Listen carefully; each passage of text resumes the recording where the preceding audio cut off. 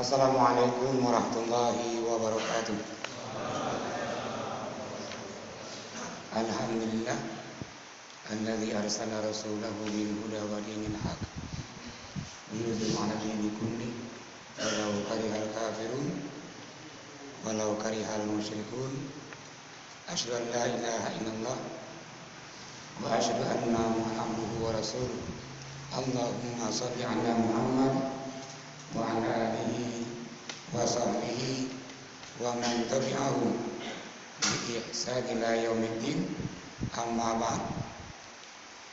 Kaum muslimin sidang jamaah halaqah yang sama-sama kita mencari ridha dari Allah Subhanahu wa taala. Alhamdulillah, tanpa terasa dari Kamis ke Kamis perasaan cepat kali.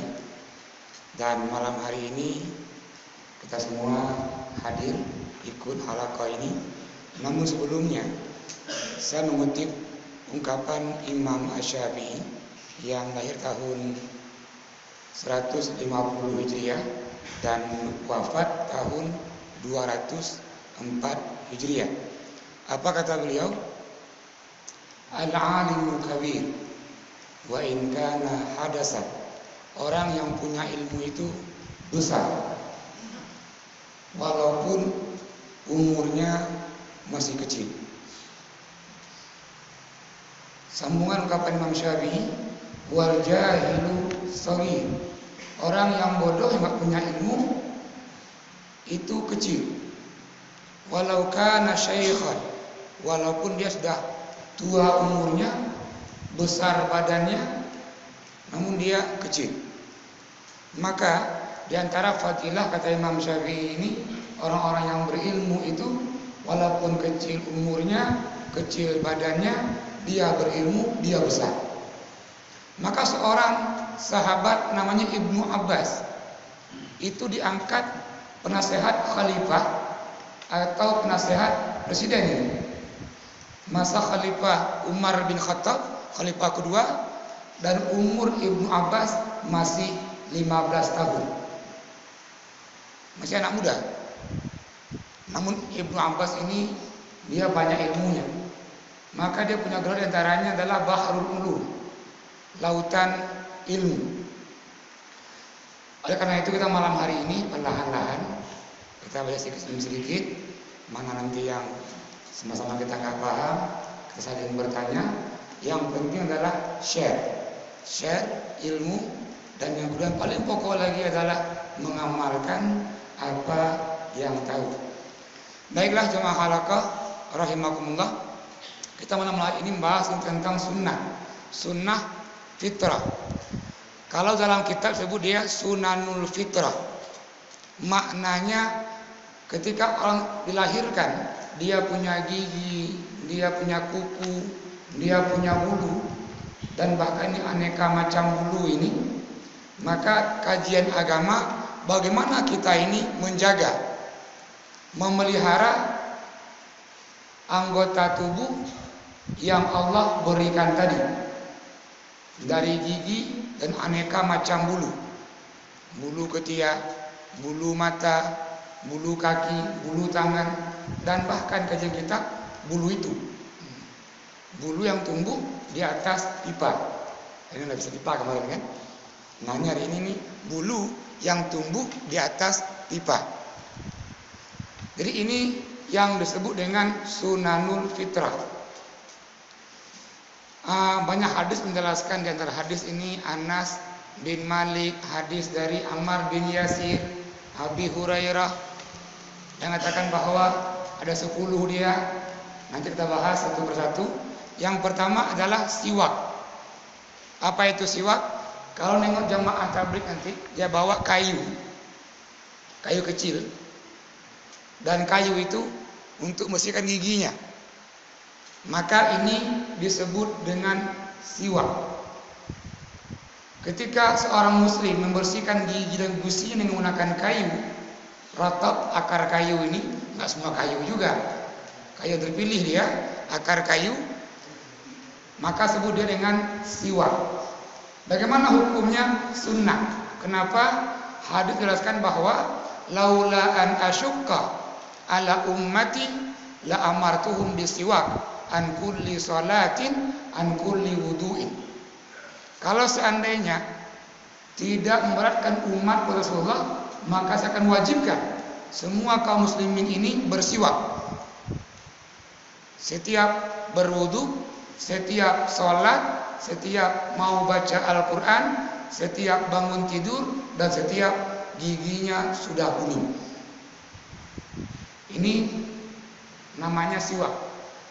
Maka nanti sebagai jemaah tabligh tengok dibawa tuh, dibawa untuk bersihkan giginya, yang fungsinya adalah menguatkan gigi dan juga membersihkan gusi.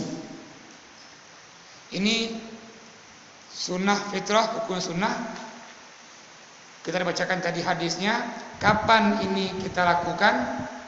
Hadis tadi menjelaskan setiap mau berwudu, setiap mau sholat, setiap mau baca Al-Quran, setiap bangun tidur, dan setiap giginya sudah kuning. Itu kalau di Madinah, di Mekah hampir setiap sudut itu jual siwak itu. Dari akar kayu yang terpilih ya. Nanti juga ada dua macam, yang basah dan yang kering. Yang biasa kalau basah jual dalam plastik dia. Dalam plastik ditaruh, yang kering dikaitkan. Rasul mencontohkan sering menggunakan siwak itu dia yang basah, bukan yang kering. Nah, seperti bahasa tadi, ini kayu siwak ini khusus, bukan dia kayunya, tapi dia akar pohon ya. Bukan bermakna nanti ambil dahan mangga, potong-potong siwak, sang gigi nanti. Bukan nggak bersih, tambah lemas giginya nanti, tambah ompong. Dan bahkan karena pentingnya ini, Aisyah bertanya Rasulullah, ya Rasulullah, bagaimana orang-orang yang udah ompong giginya? Apakah mesti juga dia bersiwak? Saya menjawab, iya. Caranya dengan tajam telunjuknya. Dia berkumur-kumur, jarinya masukkan ke mulutnya, membersihkan giginya. Maka kalau kita nggak punya hari ini bahan siwak itu, pakailah sikat gigi. Nggak masalah merek apa saja, mau merek Pepsodent, mau merek apa, Ciptaden, nah gitu kan. Terus ini ganti dari siwak. Maka ini sunnah yang pertama, membersihkan gusinya, giginya, dan juga mulutnya dengan siwak. Ya, atau mungkin sebagai pengantar, ini dulu. Silakan lain yang mau bertanya. Yang penting tadi bahwa dalam sunnah fitrah ini membersihkan semua yang ada pada kita ini, dari yang tulang sampai nanti dia ke aneka macam bulu. Kalau ini kan kuku gitu juga. Membersihkan kuku, potong kuku ini termasuk dia bagian dari sunnah. Silakan kaum muslimin yang mau bertanya di bab siwak ini, atau sambil menunggu pertanyaan, bagaimana cara tuntunan yang Rasulullah ajarkan ketika kita mau bersiwak? Yang pertama itu menggunakan audun min ratab, kayu khusus. Yang kedua, dianjurkan dia dari sebelah kanan. Ayyabda biyaminihi. Jadi sebelah kanan dulu, terus ke depan, dan ke belakang. Ini menggunakan tadi siwak. Terus selanjutnya cara menggunakannya juga adalah ketika mau gosok gigi atau menggunakan siwak. Dia juga punya doa dia. Allahumma bayyid asnani. Putihkanlah gigiku. Sambungan hadis, wasyadda bihi lithani. Semoga juga lidahku ini berkata baik. Terus wasabbit bihi lihai, dan kuatkan garahamnya atau gusinya. Wa barakali fihi ya arhamar rahimin. Semoga juga Allah berikan berkah dari mulutnya itu, wahai Zat yang Maha Penyayang. Artinya ketika orang bersiwak atau menggosok gigi itu sudah ibadah dan dia bernilai pahala di doanya. Itu kan hal kecil. Gosok gigi untuk kita, untuk gigi kita ada pahalanya. Karena dia mengandung nilai ibadah. Itu cara kita ini membersihkan giginya. Yang kedua, ini al-madmadah. Apa itu berkumur-kumur? Berkumur-kumur ini juga membersihkan rongga mulutnya. Itu pun bagian dari sunnah. Yang ketiga, al-istinsyaq. Masukkan air ke hidungnya dan keluarkan lagi. Yang sunnahnya dia air ini masuk ke pangkal hidungnya. Namun kalau belum biasa, jangan langsung mulai di pangkal hidung. Yang keluar bukan dari hidung, tapi air mata keluar nanti. Jadi perlahan-lahan dulu. Depan dulu, tengahnya, dah biasa baru sampai dihirup dia ke pangkal hidungnya. Itu dia al-istinsyaq. Namun sunnahnya ketika orang bersihkan hidungnya ini sampai dia ke pangkal hidungnya, yang disebut dengan al-istinsyaq. Selanjutnya lagi ini yang sunnah juga adalah qussu asyari. Ini memotong kumisnya. Jadi ini kumis, bulu yang tumbuh di atas bibir. Itu kalau kita potong itu sunnah. Di antara tadi bunyi hadis qussu asyawari wa ukhful lihya. Ini potong kumisnya, panjangkan jenggotnya. Dulu di masa Rasulullah dan para sahabat, untuk membedakan mana orang yang muslim dan yang non muslim. Kalau orang-orang yang non muslim itu dia panjang kumisnya, dipotong dia jenggotnya. Orang-orang muslim dia pendek kumisnya dan panjang jenggotnya. Maka bunyi hadisnya khaliqu al-musyrikin. Tampillah beda dari orang-orang yang musyrik. Bagaimana beda Rasulullah? Rasul menjawab, pendekkan kumisnya, panjangkan jenggotnya. Namun hari ini sering bilang yang panjang jenggot ini kambing. Ini kambingnya, kan sunnahnya. Dan bahkan yang punya jenggot ini ketika berwudu, sebelum mulai wudu dia salah jenggotnya itu pun juga sebuah sunnah, sebuah ibadah. Kita punya bulu, itu ibadah. Maka tadi ini yang ketiga tadi, yang keempat, pendekkan kumisnya dan panjangkan jenggotnya. Apakah jenggot boleh dipotong? Boleh. Ibnu Umar menjelaskan, jenggot itu dia satu genggam dan sisanya boleh dipotong. Atau yang mau panjang kumisnya boleh, namun kumisnya nggak menutup mulutnya. Coba bayangkan, orang yang kumis menutup mulutnya, tadi dia makan semangka, nempel semua semangka di bulu kumisnya. Semangka masih mendingan. Ketika dia makan durian, nempel semua durian di kumisnya ini. Akhirnya bau aroma durian nggak pernah hilang. Yang mana hilang? Lengket di kumisnya, kan hidungnya. Makanya tadi ini yang mau panjang kumis silakan, namun kumisnya itu nggak menutup bibirnya. Dan tadi jenggot silakan dipanjang-panjangkan, namun kalau mau panjang boleh, hanya segenggam. Itu pun juga sunnah. Banyak hadis menjelaskan Rasulullah dia berjenggot. Kenapa? Ketika menjelaskan tentang berwudu nanti ini, Rasul menyela-nyela jenggotnya. Makna bahwa Rasulullah berjenggot. Ini termasuk juga sunnah fitrah. Terus taklimul azafir, memotong kukunya. Kuku terus panjang dia, maka juga disunnahkan kita ini memotongnya. Nanti memotong kumis, merapikan jenggot, memotong kuku, bahkan dia punya waktu-waktu sunnahnya. Yang pertama boleh dasarnya kapan dipotong. Namun sunnahnya ini yang pertama hari Jumat. Dipotong Jumat, niatnya membersihkan diri untuk salat Jumat, itu ibadah.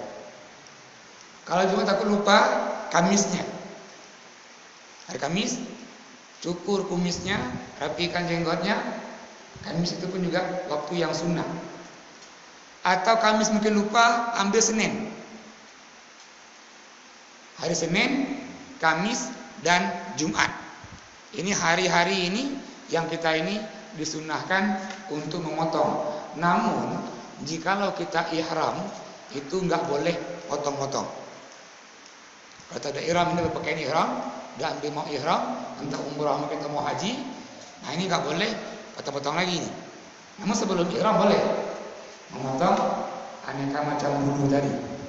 Ya, terus setelah memotong kuku, ini adalah ghuslu al-barajim. Ini namanya dia barajim, punggung tangan. Kita bersihkan ini. Kalau dia berbulu juga, merapikan bulu itu juga sunnah. Ini barajim ini.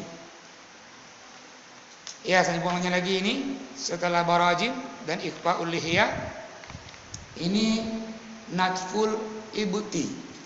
Itu ibtun, ketiak artinya. Dan biasanya orang udah balik, udah dewasa, tubuh bulu dia. Bulu ketiak. Dan sunnahnya bulu ketiak itu cabut. Namun kalau nggak tahan, sakit mungkin cabut, karena nggak biasa tadi mencabut, boleh memotong. Namun jangan pakai kapak pula potongnya. Ya bisa cukur, atau pakai gunting. Jadi ini bulu yang ada di ketiak itu pun juga waktu sama kayak tadi, Senin, Kamis, dan Jumat. Nah ini membersihkan ketiaknya. Namun kalau mau sunnahnya ini dia natful ibti, cabut bulu ketiaknya. Terus setelah itu al-khitan. Ini khitan. Syariat khitan ini sunat itu dari Nabi Ibrahim. Rasul meriwayatkan bahwa Nabi Ibrahim disunat pada umur 80 tahun. Dan sunatnya menggunakan kudung. Apa itu kudung? Kapak. Ya kita nggak tahu. Kapak karena besarnya Nabi Ibrahim pakai kapak. Tapi yang jelas ketika itu belum ada gunting. Belum ada suntik bius itu. Nabi Ibrahim disunat umur tadi ini 80 tahun. Namun kita hari ini jangan nunggu 80 tahun. Umat Nabi biasanya umurnya kalau Nabi umur 63, 62 tahun. Maka dalam agama kita sunatkan kita ini khitan itu sebelum balik. Sebelum balik. Baik laki-laki maupun perempuan. Bahkan dalam kajian Imam Syafi'i, sunat itu wajib. Laki-laki sunat yang dipotong dia ujungnya. Kalau bahasa kita dia khasyafa min zakar. Kulit yang tumbuh di ujung itu dipotong. Namun kalau perempuan dipotong juga dia, itu apa bahasanya? Dia kan ada kayak kacang dia, nanti dipotong ujungnya. Memang kalau terlalu porno bahaya aja ngomongnya. Jadi begitu pokoknya. Yang jelas ini lagi laki-laki dan perempuan ini disunat. Maka dia sunnahnya itu di hari ke-7 setelah anak itu lahir. Kita hitung lahirnya anak segini. Lahirnya anak malam ini jam 10. Misalnya jam 10 malam lahir anak, dihitung di harinya mulai besok itu. Berarti Jumat, Jumat, Sabtu seterusnya. Pada hari ke-7-nya itu dia diakikah potong rambutnya, dan sunnah juga ini potong ujung atau dia dikhitan dan beri nama dia nama-nama yang baik. Terus nama yang paling baik adalah dia pendek atau menggunakan lafaz asmaul husna, depannya menggunakan kata Abdul atau Abdurrahman misalnya, Abdul Rahim atau Abdul Razak. Hindari nama-nama syaitan, ya syaitan, jin korin, hanya kan jin korin, atau jin Ummu Sibyan dan seterusnya. Nanti kalau mau tahu nanti nama lengkap nama syaitan ini, tinggal buka di Google, keluar tuh nama-nama syaitan keluar semua tuh. Artinya anaknya jangan dikasih nama Tony, kan keren Tony bisa. Kok Tony? Lengkapnya itu saya Tony, panggil Tony. Hindari, karena itu dia nama jin. Ya. Tadi khitan tadi sunahnya pada umur ke-7, dia 7 hari. Jikalau tadi dia belum terlalu kecil mungkin, sayang boleh, namun sebelum dia balik. Kalau di daerah Sumatera Barat itu dia biasaan nih anak kelas 2, kelas 3 SD. Di Aceh kebiasaan nih tamat SD biasanya. Tamat SD masuk SMP. Namun lagi tadi bahwa setiap daerah dia punya kebiasaan kapan disunat waktunya. Namun yang dalam batasannya ini adalah sebelum anak itu balik. Nah mungkin dulu Nabi Ibrahim umur 80 tahun itu baru balik. Kenapa? Umur Nabi panjang kayak kita umurnya ratusan tahun. Dan 40-nya itu mungkin berbaliknya. Nah, ini menjadi tadi bahwa Nabi Ibrahim dia disunat di umur 80 tahun dan dia menggunakan al-qudum atau bahasa kitanya dia kapat. Ya, selanjutnya ini at-tatayyub. Apa itu? Pakai wangi-wangian. Maka pada hari Jumat setiap sembahyang jamaah, hari raya Idul Fitri, Idul Adha, sembahyang gerhana seterusnya, ini sunnah dia pakai wangi-wangian. Namun lebih indahnya, biar nggak sampai di posisi yang tidak ragu-ragu, hindari wangi-wangian yang dia ada zat alkoholnya. Walaupun sedikit. Memang ulama ikhtilaf, ada katakan apa-apa, ada katakan tidak boleh. Maka yang paling tepat adalah nggak pakai, itu namanya keluar dari khilafiyah. Menyanjurkan. Ini hari ada banyak ini. Wangi-wangian yang tanpa alkohol. Ini lebih bagus, gunakan tadi wangi-wangian yang dia tidak mengandung zat alkohol. Di antara yang sunnah ini maka sebut dia dengan sunanul fitrah. Maka setiap muslim menjaga kebersihan ini. Ya silakan yang mau bertanya. Assalamualaikum warahmatullahi wabarakatuh. Waalaikumsalam. Ustaz, saya mau bertanya tentang potong bulu ketiak sama bulu yang di atas pipa itu. Pernah saya baca dalam suatu riwayat bahwasanya kalau misalnya bulu ketiak itu dicukur habis dan di atas pipa itu disisakan 1 cm karena dia ibadah pada berjima, menambah kenikmatan ketika berjima kalau disisakan 1 cm. Apakah itu riwayatnya betul atau kurang betul saja? Iya. Assalamualaikum warahmatullahi wabarakatuh. Terima kasih.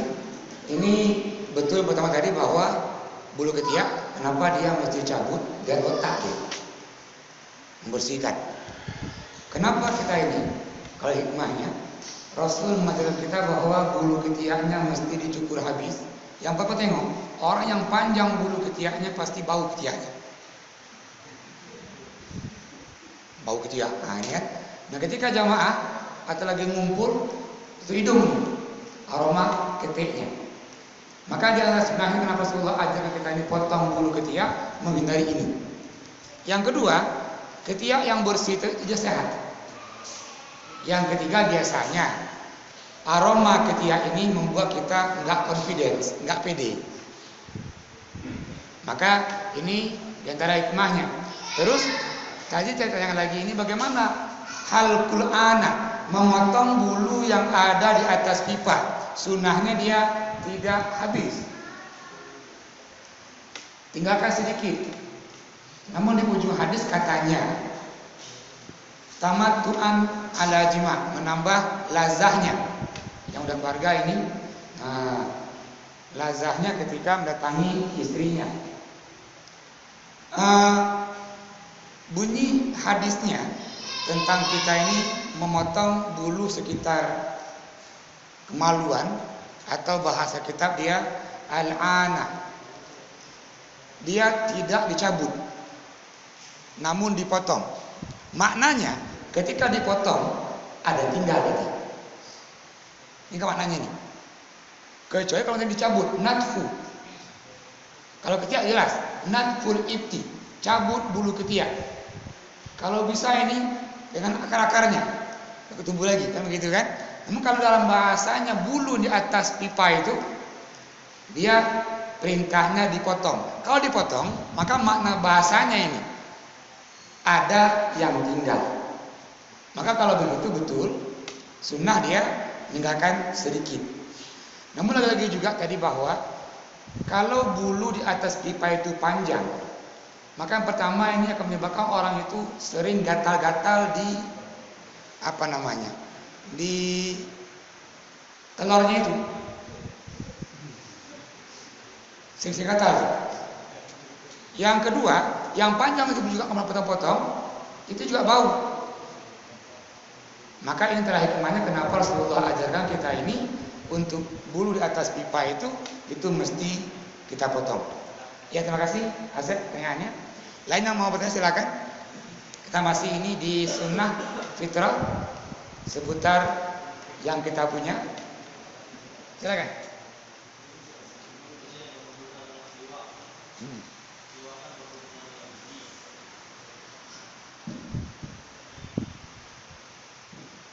Apa hukum kita patah gigi tanah atau gigi palsu? Sedangkan tandanya dia meninggal, gigi tanah tersebut bagaimana?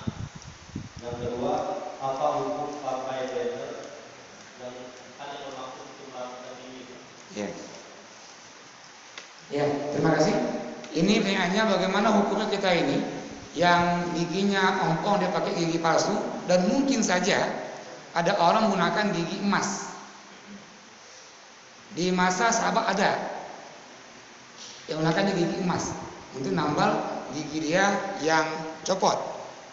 Ya, yang pertama ini menambal gigi ataupun juga mengganti dengan gigi yang lain itu boleh. Biasanya begini, orang yang nambal gigi kalau giginya berlubang, nggak mungkin nambal kalau nggak lubang. Yang kedua juga dia bakal pakai gigi palsu kalau dia empuk. Namun semua orang suka dia semua barang original. Gigi yang original lebih kuat, dia lebih rapi ketimbang tadi pakai gigi palsu. Dan terus bagaimana tadi orang pakai gigi emas ketika meninggalnya, apakah mesti dicopot gigi itu? Maka ini kembali ke masalahnya. Kalau copot gigi itu misalnya, apakah memberikan efek ke orang itu? Mungkin rontok semuanya misalnya. Kalau memang ada begitu masalahnya, nggak usah copot.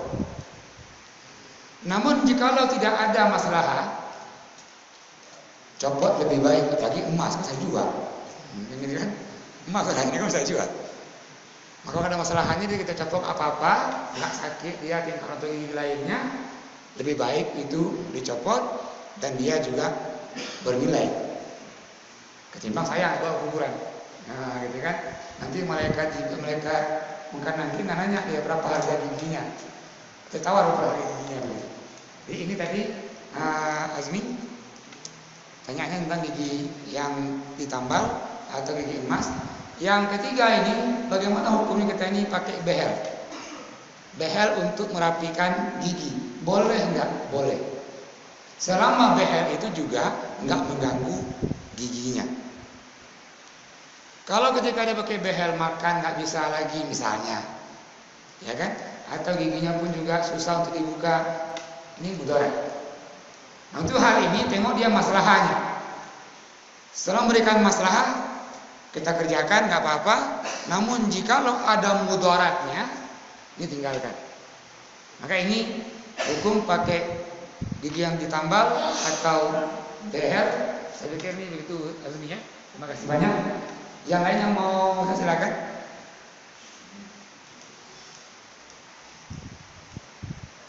Silakan. Masih kita di Sunan Fitrah. Ini hal kita bahas. Sebelum kita masuk ini ke hal yang pokok, ini berwudu. Maka di antara tiga sunnah sebelum berwudu ini dia. Berkumur-kumur, masukkan air ke dalam hidung, membersihkan juga tadi al-barajin tangannya. Silakan yang mau bertanya. Saya pikir ini jelas ya. Silakan. Masih ada? Silakan.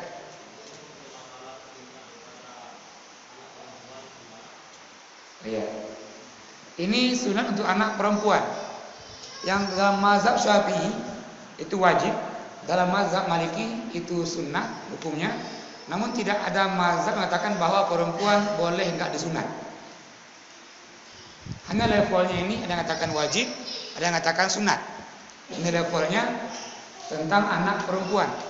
Dan biasanya ini kalau di kampung itu ada bidan, kita bawa, "Abu, tolong ini anak saya yang cewek ini sunat." Tahu ibu itu. Yang potong yang mana gitu.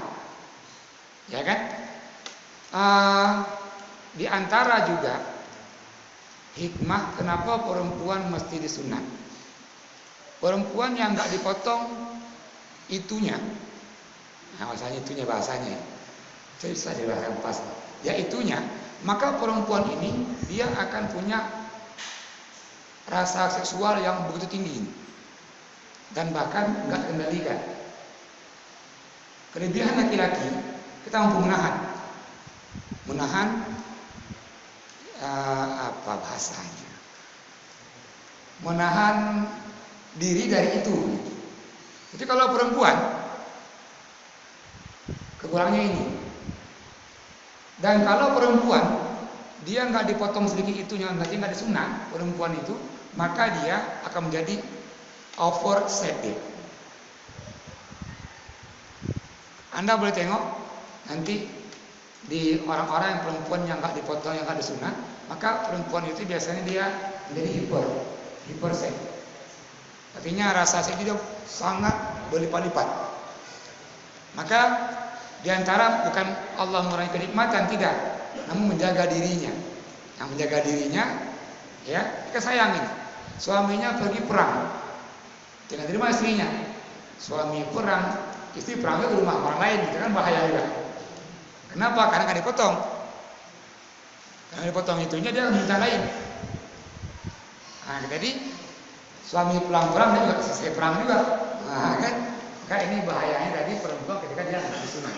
Maka sunnah tadi perempuan dia disunat dan biasanya dia dipotong ujung dari apa bahasa, pokoknya yang ada kayak kacang-kacang itu.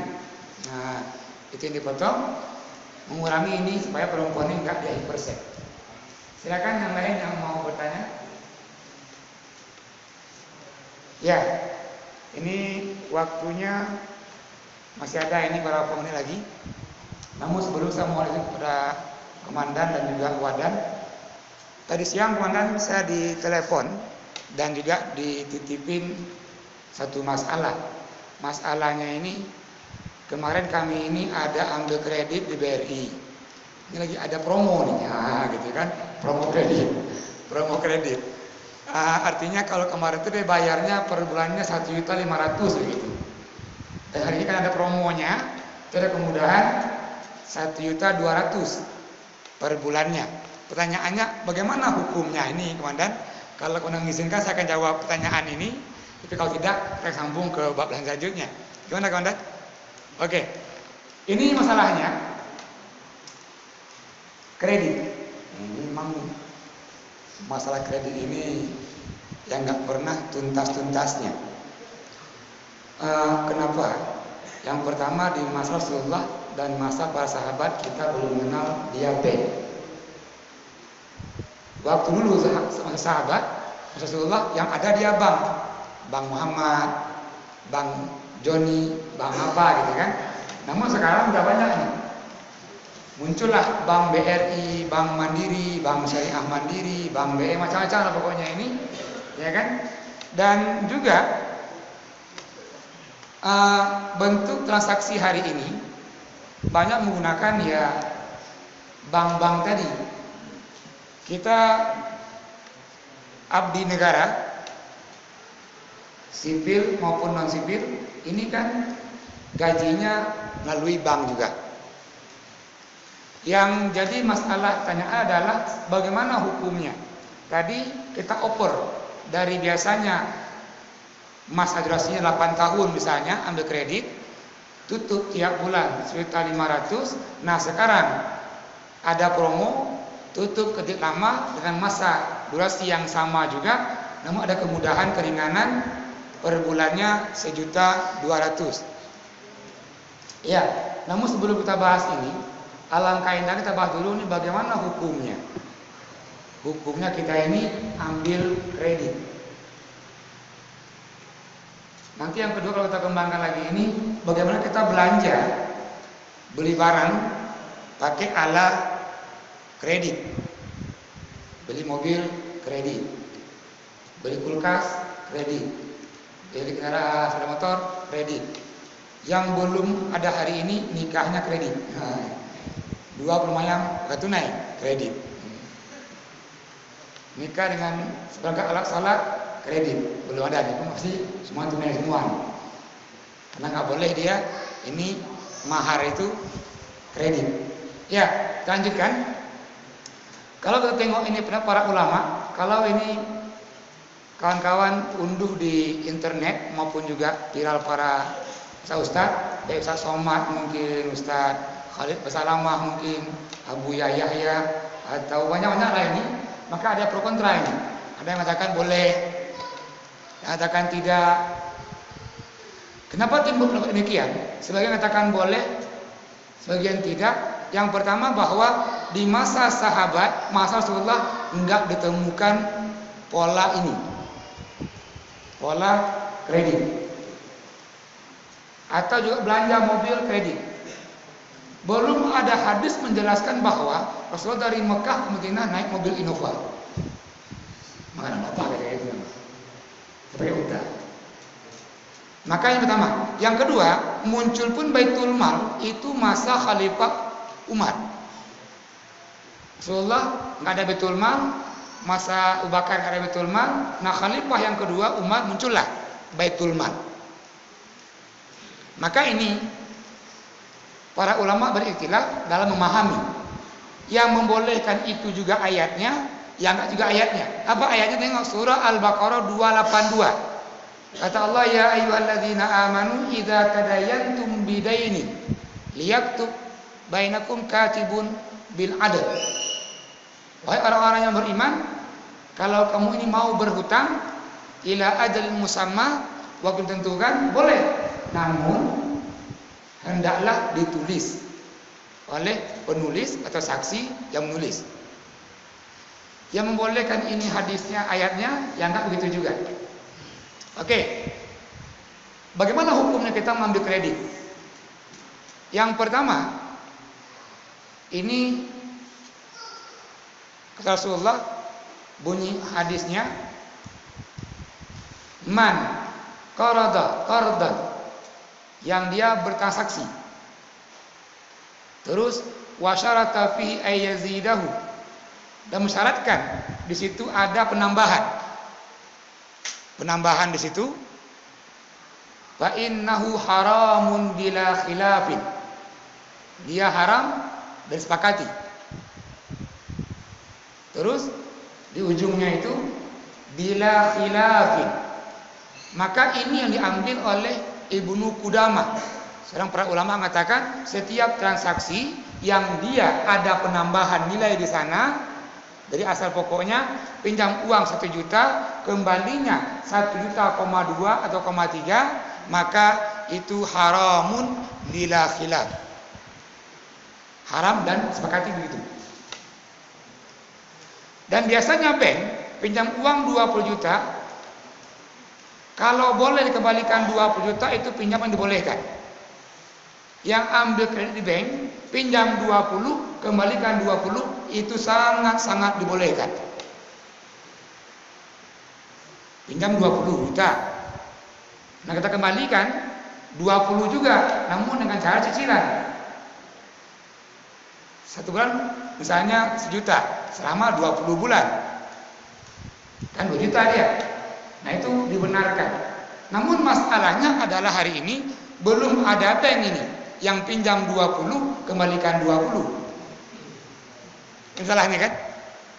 Pinjam 20, kembalikan 20. Belum ada. Makanya tadi, kalau ada bank yang seperti tadi, pinjam 15, kembalikan 15 secara menyicil, itu dibenarkan. Kenapa dibenarkan? Tidak ada penambahan di situ. Ada penambahan dari yang dipinjam. Namun jika ada penambahan dari yang dipinjam, misalnya tadi pinjam 20, kembalikan 23. Nah, ini yang 3 ini masalahnya. Nah, kalau kita mau jujur kita kaji. Ini pada penulis ini.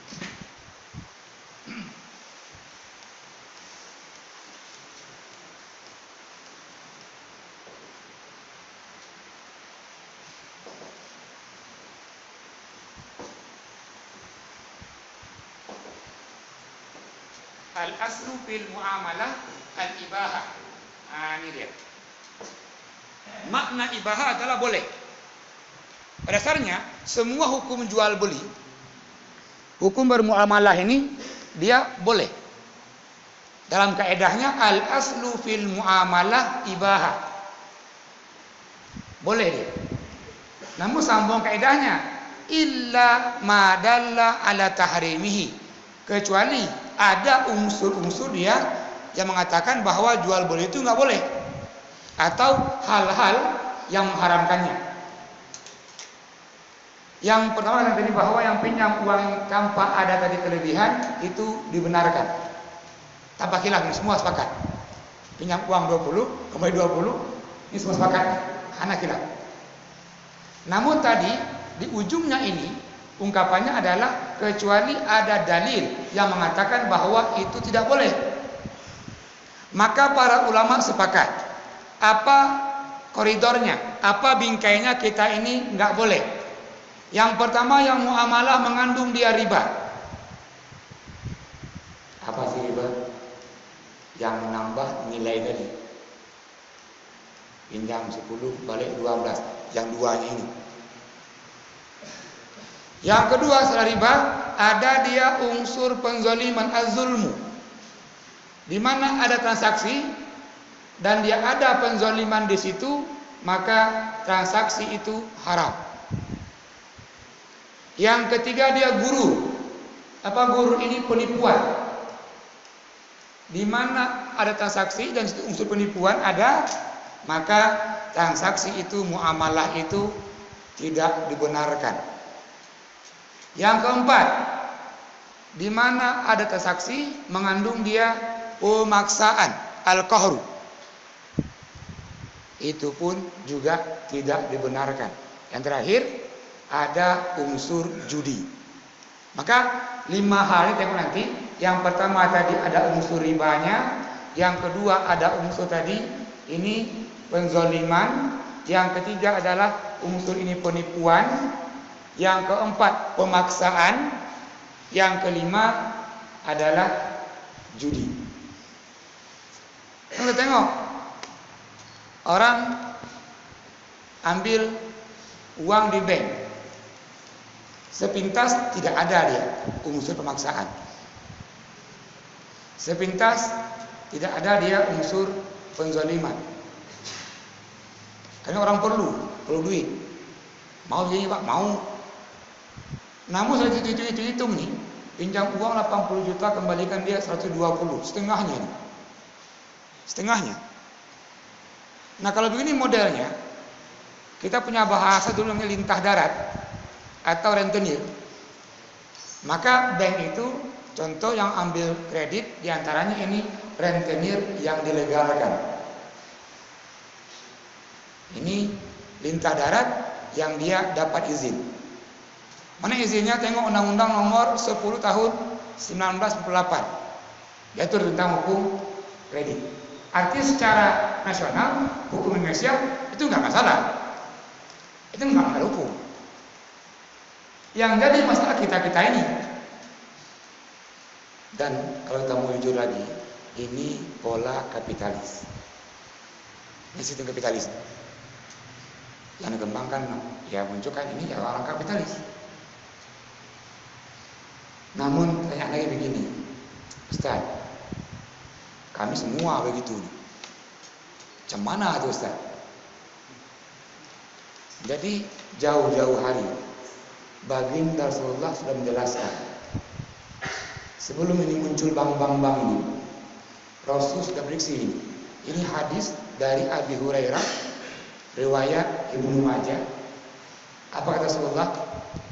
La ya'tiyanna 'alan nas zaman. Nanti ada sebuah masa yang menimpa semua umat manusia. La yabqa illa akilur riba.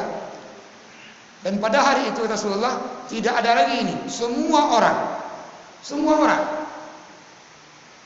dia makan riba. Semua orang.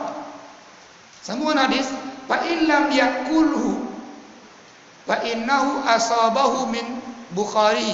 Kalaupun dia enggak makan riba, namun dia kena dengan uapnya. Uap ribanya. Ini hadis dari Abi Hurairah, riwayat Ibnu Majah. Artinya Rasul lebih awal prediksi ini. Makna ujung tadi ini, orang yang mau makan riba, namun dia dapat uapnya. Contoh, seorang pengusaha dia tabung uang di bank, miliaran, dan dia nggak ambil pinjaman, nggak ambil kredit. Namun uang dia ini sama bank digunakan nih. Yang punya uang pakai uang ini, uang dia. Maka orang ini pun dapat uapnya. Uap dari ya riba tadi. Maka polisi kita hari ini Rasul sudah sejak awal ini prediksikan. Nanti ada masa semua orang ini makan riba. Namun juga yang nggak mau dapat dia uapnya, kena dia asapnya. Pertanyaannya ini, bagaimana hukumnya kita hari ini yang makan riba? 7 dosa besar yang Nabi jelaskan, di antara yang keempat adalah akilur riba, yang makan riba. Terus dalam sebuah hadis, la'ana Rasulullah akilar riba. Rasul melaknat orang-orang yang makan riba. Wa muwakilahu, juga orang-orang yang bantunya. Yang ketiga, wa syahidaihi, juga 2 orang saksinya. Yang keempat, wa katibahu, yang nulisnya. Di ujung hadis Rasul menjawab, wa kulluhum sawa, semuanya sama. Sama ujungnya. La'ana Rasulullah pemakan riba, yang membantunya, yang saksinya.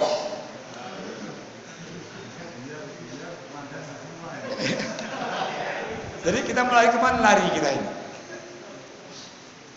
Nah ini, kalau tadi ini minjam uang di bank atau kredit. Namun kalau kita belanja kredit, ini ada yang dibolehkan, ada yang tidak dibolehkan. Belanja kredit. Contoh begini, ambil sepeda motor, itu kredit, ada dibenarkan dia, dibolehkan. Ada yang enggak juga. Yang pertama yang dibolehkan adalah ini kredit. Kredit dia yang sesuai dengan syar'i. Maka pertanyaannya, bagaimana kredit yang sesuai dengan syar'i? Maka saya ambil sebuah tulisan ini Yang pertama dia belanja itu bukan segitiga. Atau segitiga. Ada showroom, ada bank, ada kita. Ini belanja segitiga. Kita beli Hondanya di showroom, kita di showroom. Namun orang showroom ini dapat uang dari bank. Ujung-ujungnya kita hutang ke bank. Ini kan pihak ketiga ini. Kenapa ini nggak dibolehkan? Ini nggak dibolehkan. Dalam hadis dijelaskan bahwa kita boleh menjual barang kita ini setelah barang itu milik penuh kita. Orang bank boleh dia jual sepeda motor ke kita dengan catatan bank itu sudah memiliki kereta itu secara penuh. Kalau dibeli nggak usah dibayar orang bank, betul. Kalau begitu, yang pertama nama di buku BPKB itu adalah Bank BRI misalnya, atau Bank BNI misalnya. Namun nggak pernah nih orang yang kredit ketemu sama bank di BKB-nya langsung nama bank gitu, nama dia kan, orang yang belinya. Artinya apa ini? Ini jual beli segitiga. Makanya begini, Asep mau beli sepeda motor, ada uang, Ustaz. Saya mau beli sepeda motor, Ustaz, kan ada duit. Boleh nggak kredit? Masa Pak? Mau saya, Ustaz, boleh. Ambil kereta satu. Berapa harganya? Harganya 15 juta. Terus si Asep beli dari saya. Saya beli kereta itu. Asep beli saya, begini saya. Ini kan bisnis nih. Saya beli 15. Saya jual kamu 17. Mau Ustaz. Namun sistemnya nyicil. Boleh enggak? Itu boleh. Dibolehkan. Ini langsung nih. Langsung belanjanya ke pihak itunya tanpa perantara tadi. Nah, yang seperti ini dibenarkan. Artinya bank bukan pinjamkan uang. Arahkan bank itu dia mau beli dulu dan kita beli dari bank. Tapi dari bank. Bank beli sama BRI beli dari showroom harga 15. Kita ambil ke BRI harga 17. Namun tadi polanya nyicil. Itu dibenarkan. Maka nanti bahasa di akadnya. Apakah dia meminjamkan uang atau menjual? Kalau bahasanya meminjamkan uang, maka itu nggak dibenarkan. Namun kalau bahasanya dia menjual kembali sepeda motor ini ke pihak kedua dengan harga sekian, itu dibenarkan. Yang kedua, tengok caranya. Ketika orang beli itu kredit, maka harga disepakati, waktunya disepakati jelas berapa tahun, dan sepeda motor itu milik penuh orang yang membeli.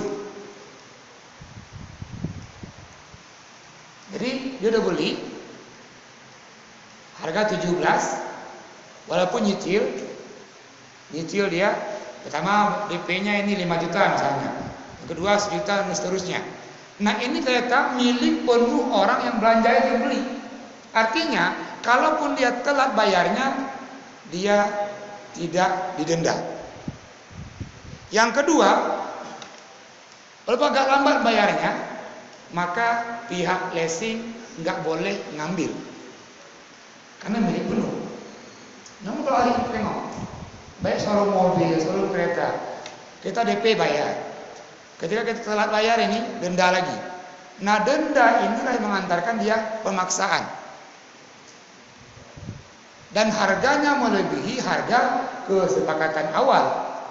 Sepakat awalnya jangka 2 tahun misalnya 17 juta. Denda kan nambah lagi. Terus yang ketiga, ketika kita ini nggak mampu bayar bulan ke-7 atau bulan ke-8 misalnya, tengok orang leasing ke rumah kita ambil keretanya.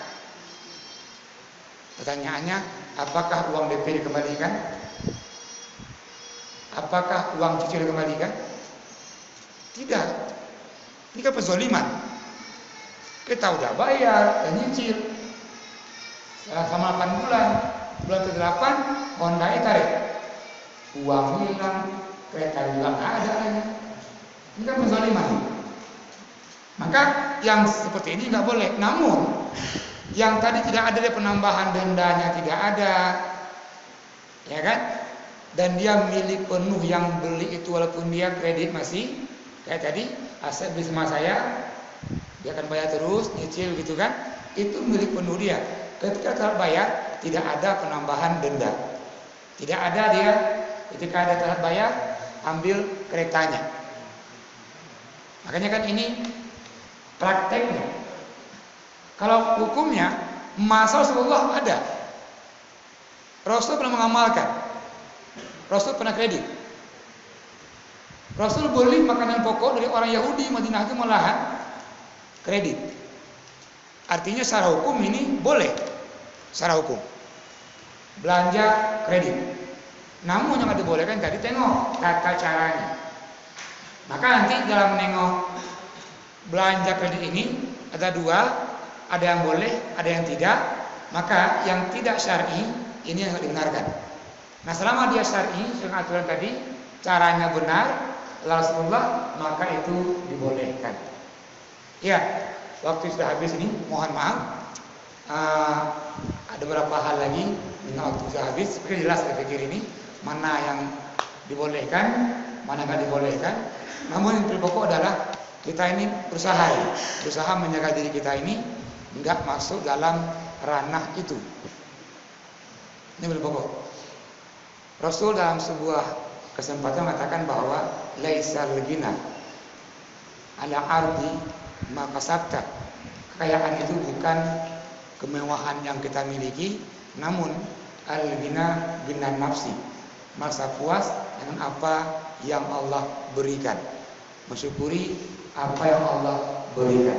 Itu dia makna tadi kaya yang sebenarnya. Bukanlah kaya karena dia punya barang yang mewah, harta yang melimpah, namun kaya yang sebenarnya kaya jiwa atau kaya diri. Ya semoga Allah selalu berikan petunjuknya dan lindungannya. Mohon maaf kalau kekurangan. Assalamualaikum warahmatullahi wabarakatuh.